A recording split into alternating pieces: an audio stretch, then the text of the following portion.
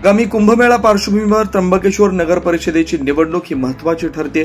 त्र्यंबकेश्वरच्या विकासासाठी तब्बल 25,000 कोटी रुपयांचा निधी राज्य सरकारच्या माध्यमातून मिळणार असल्यानं त्र्यंबकेश्वर नगर परिषदेच्या निवडणुकीत भाजपने देखील आपलं रणशिंग फुंकलं।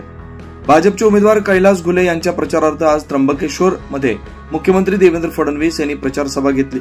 याआधी त्यांनी त्र्यंबकेश्वर मंदिरात जाऊन त्र्यंबक राजाचं दर्शन घेतलं। मुख्यमंत्री देवेंद्र फडणवीस यांचं त्र्यंबकेश्वर देवस्थान ट्रस्टच्या वतीनं पुष्पहार शाल देऊन सत्कार करण्यात आला। तसेच त्यांच्या हस्ते सत्यनारायण महापूजा करून आरती करण्यात आली। यावेळी राज्याचे जलसंपदा व आपत्ती तथा कुंभमेळा मंत्री गिरीश महाजन, नाशिक पश्चिमच्या आमदार सीमा हिरे, विधानसभा भाजप कार्यकारी पदाधिकारी उपस्थित होते।